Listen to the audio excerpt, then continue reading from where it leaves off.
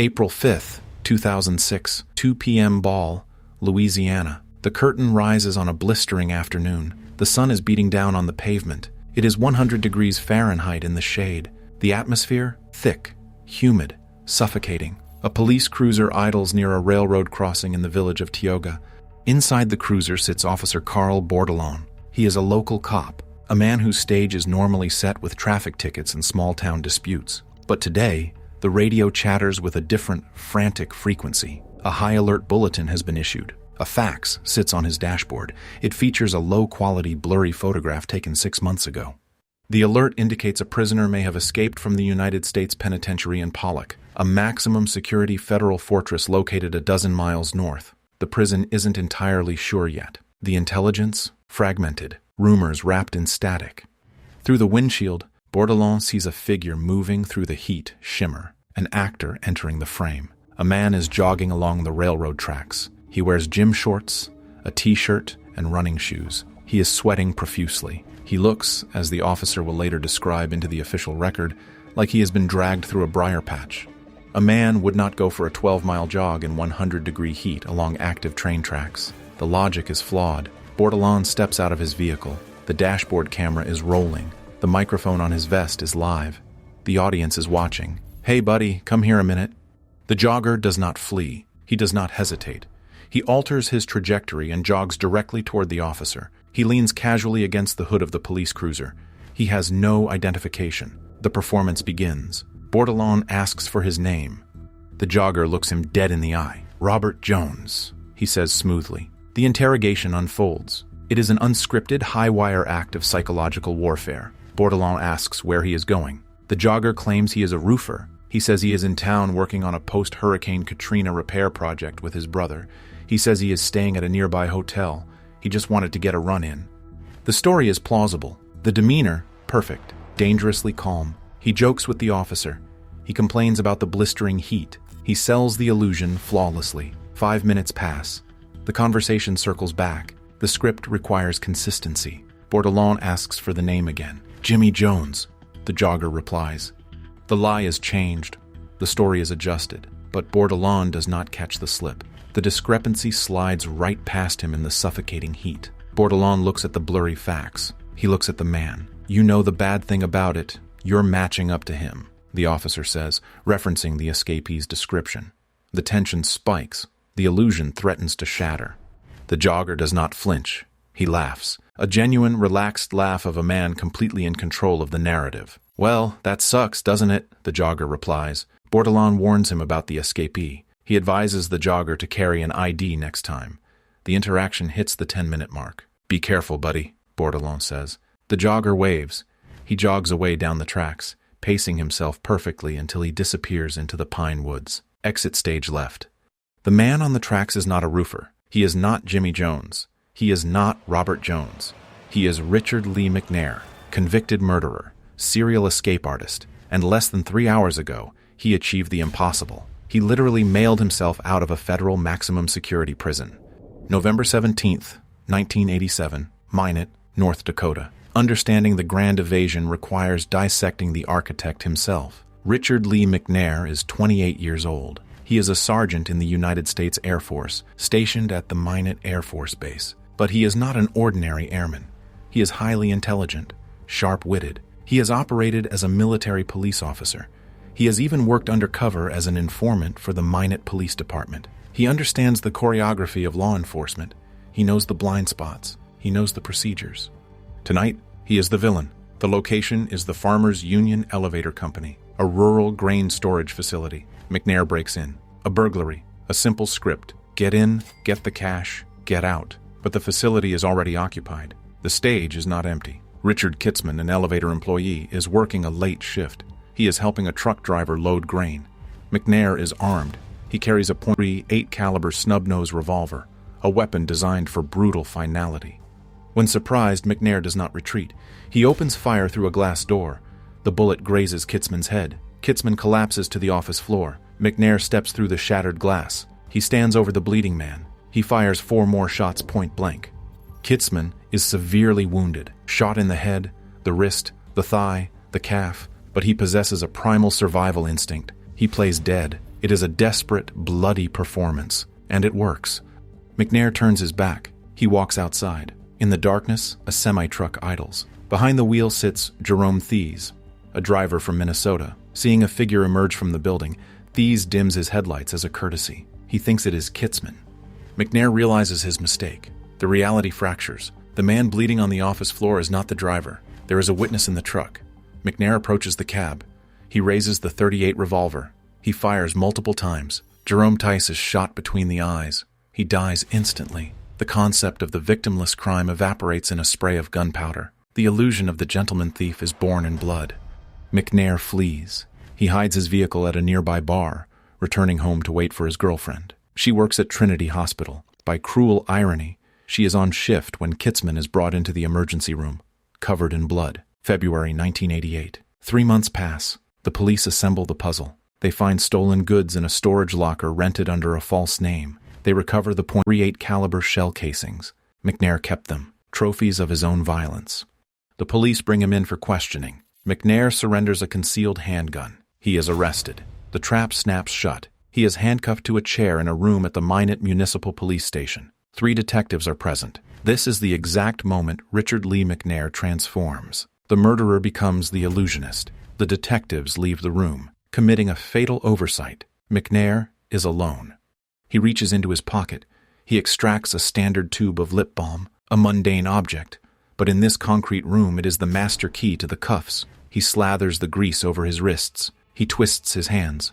The metal bites into his skin, but the lubricant holds. He squeezes, violently contorting his bones. The cuffs slip off. He stands up. He is free.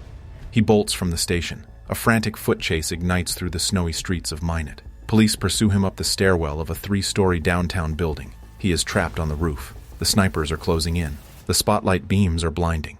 McNair leaps for a nearby tree branch. He attempts to swing to freedom, an acrobat defying the law, but gravity cannot be defied. The branch snaps. The illusion crashes. McNair plummets to the ground. He injures his back. He is swiftly apprehended. The first evasion lasts only hours. It is sloppy, desperate, but the psychological threshold is crossed. The curtain has opened. He pleads guilty. 2 life sentences for murder and attempted murder. 30 years for burglary. The judge ensures he will die in a concrete box. He is sent to the North Dakota State Penitentiary in Bismarck. 4 years pass. He watches. He learns the rhythm of the wardens. He plays the role of the model inmate. He even participates in a youth crime prevention program, a wolf lecturing the sheep on the virtues of the fence. October 9th, 1992, the second act of evasion. McNair and 2 other inmates enter the prison's education room. A screening of the film, The 10 Commandments, is scheduled. A fittingly theatrical title. They know no other inmates will attend. They know the guards only patrol the exterior hallways. They dismantle the ceiling tiles. They crawl into a large ventilation duct. They navigate the claustrophobic metal labyrinth. They punch through to the exterior, shinny up a fence post, climb onto the roof of the visitor's center, and drop 15 feet into the icy night air. The 2 accomplices are amateurs. They forget their lines. They are caught, one in 3 hours, the other in 2 days. But McNair alters his appearance. He grows out his hair. He dyes it blonde. He steals cars. He crisscrosses the United States, driving from Arizona to West Virginia. He poses as a traveling journalist. 10 months of unrestricted, masterful freedom.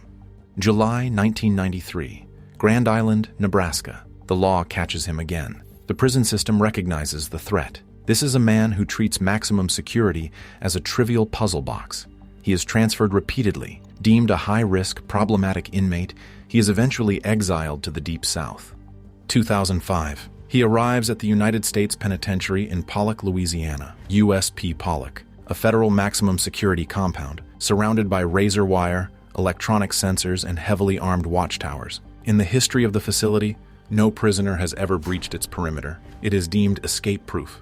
But Richard Lee McNair does not intend to breach the perimeter. He intends to let the perimeter breach itself. 2006. Inside Pollock, McNair is assigned to the Unicore Division, the prison's industrial manufacturing program. His specific duty is repairing torn, heavily used mailbags for the U.S. Postal Service. It is monotonous, invisible labor, exactly the kind of environment where a predator thrives unnoticed. He spends months working the line. He observes the ecosystem. He maps the logistics of the loading dock, He notes the precise times the forklifts arrive. He watches the shrink-wrap machine encapsulate pallets of repaired bags. He tracks the movement of the delivery trucks that take the pallets from inside the wire to the storage warehouse outside the wire. He is not planning a jailbreak. He is engineering an extraction. He begins to build. He uses scraps of cardboard, chunks of insulation, and the very canvas mailbags he is paid to repair. He constructs a rigid, hollow chamber, an escape pod. He designs it to sit perfectly in the center of a standard wooden shipping pallet, completely invisible from the outside. He provisions the pod. He stockpiles a crude piece of plastic tubing to act as a breathing straw. He secures a sharp razor blade. He hides civilian clothing, gym shorts, a t-shirt, running shoes. April 5th, 2006, the morning of the grand illusion. 9:45 a.m. McNair reports to the Unicorn warehouse. The floor is busy. The guards are complacent. Routine is the sworn enemy of security. McNair steps onto the wooden pallet. He climbs into the hidden pod. He pulls the outer layers of canvas mailbags over the opening, burying himself alive. Darkness. The smell of dust and machine oil fills the cramped void. He inserts the plastic tube into his mouth. He waits. Absolute stillness. If a guard checks the pallet, if a dog sniffs the canvas, the play is over. A forklift approaches. The engine growls. The metal forks slide into the wooden grooves of the pallet. Before transport, the pallet must be secured. It is taken to the wrapping station. Heavy, industrial shrink wrap is spun tightly around the stack of mailbags. The plastic seals the pallet. It cuts off the ambient air. It compresses the bags. Inside the pod, the environment becomes a nightmare.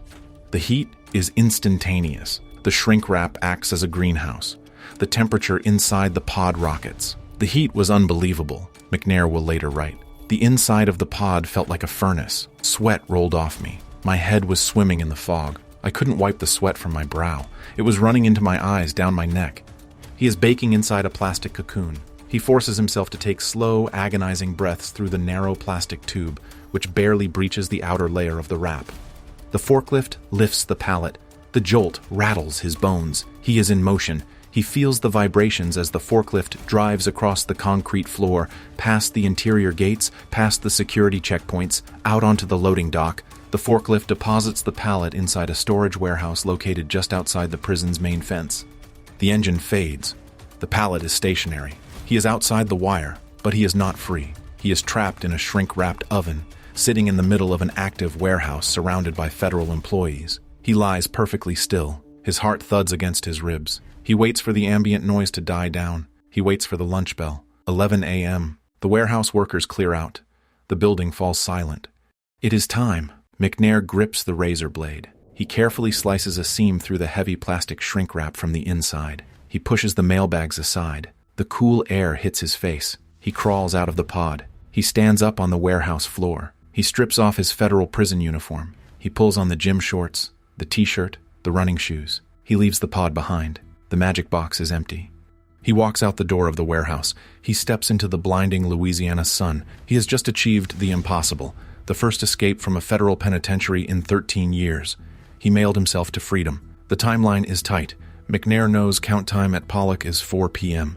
He assumes he has a 5-hour window before the sirens tear the sky apart.